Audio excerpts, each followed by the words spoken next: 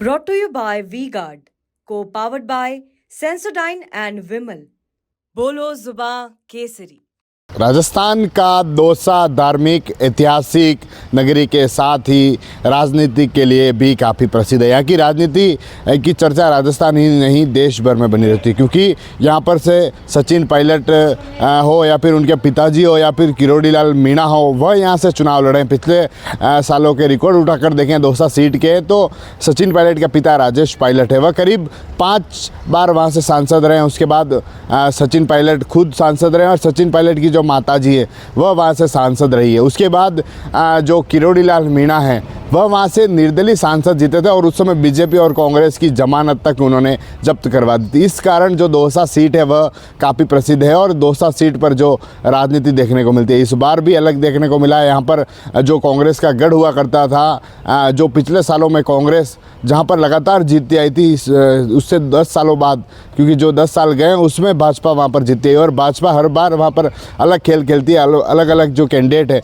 उनको वहाँ पर उतारती है। इस बार भाजपा ने कन्हैया लाल मीणा है उनको वहाँ पर मैदान में उतारा है, तो कांग्रेस ने जो मुरारी लाल मीणा है उनको उतारा है। मुरारी लाल मीणा कांग्रेस से पहले मंत्री रहे हैं और जो दोनों कैंडिडेट है वह 4 बार विधायक रह चुके हैं। लोकसभा में दोनों का पहला एक्सपीरियंस है और इस बार उनको दोनों पार्टियों ने मौका दिया है। दूसरी पार्टियां भी वहां पर मैदान में हैं और अब वहां पर घमासान देखने को मिला। चुनाव हो गए हैं लेकिन अब चर्चा छिड़ चुकी है, क्योंकि वहां पर किरोड़ी लाल मीणा है जो वहाँ पर सांसद रहे और अब उनके जो बयान देखने को मिल रहे हैं, जो भाजपा के समर्थन में जो खुलेआम जो देखने को मिला था, उसके बाद कहीं न कहीं फिर से चर्चा होगी। दूसरी तरफ जो सचिन पायलट के समर्थक थे नरेश मीणा, वह पहले निर्दलीय हो गए थे। उन्होंने फॉर्म भरने का ऐलान कर दिया था, लेकिन सचिन पायलट ने उन्हें आखिरकार समझाकर उनके साथ ले आए, तो वह वहाँ की चर्चा बन रही है। दौसा सीट भी किसी से कम नहीं है। कहते हैं कि दौसा में किसी नेता का उदय हो जाता था, किसी का अस्त भी हो जाता है, ऐसी सीट तो दौसा को माना जाता है। और अब वहाँ पर जो जातिगत वोट हैं,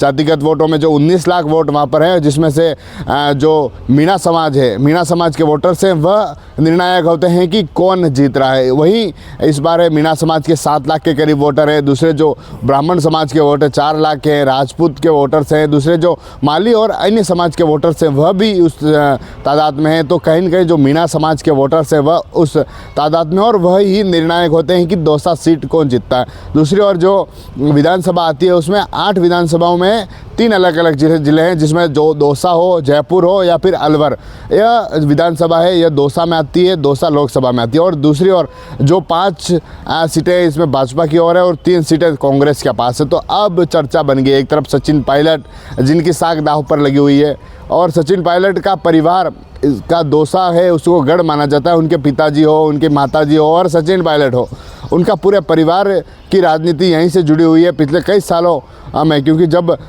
सचिन पायलट के पिता सचिन पायलट 2004 में उस सीट पर सांसद बने थे, उससे पहले उनकी माताजी और उससे पहले उनके जो पिता राजेश पायलट है वह वहाँ पर सांसद रहे थे। इस कारण दौसा की राजनीति को एक अहम माना जाता है। जिस तरह से सचिन पायलट के दौरे देखने को मिल रहे हैं छत्तीसगढ़ हो या फिर जो दूसरे राज्य हो, वहाँ पर वो लगातार लोगों को साधने की कोशिश कर रहे हैं। लेकिन अब दौसा फिर से चर्चा में बन गया। क्या होगा यह तो परिणाम 4 जून को जब सामने आएगा उसमें तय हो पाएगा कि कन्हैया लाल है या फिर मुरारी लाल मीणा है। जिस तरह से जो 10 साल पिछले गए उसमें भाजपा जीती और अलग अलग चेहरे लाई है। इस बार जो सांसद थे उसका टिकट काटा, उससे पहले जो सांसद थे उनका हरीश मीणा थे, उनका टिकट काटा, फिर 2019 में नया चेहरा, 2024 में नया चेहरा। और जब किरोड़ी लाल मीणा 2009 में चुनाव लड़े थे तो जो बीजेपी कांग्रेस की जमानत जब्त हो गई थी और एक जम्मू कश्मीर से एक कैंडिडेट चुनाव लड़ा था, वह 3.5 लाख वोट लाया था। इस कारण वहाँ की चर्चा अलग रहती है कि कोई जो कैंडिडेट है उनको जनता कैंडिडेट देखती है।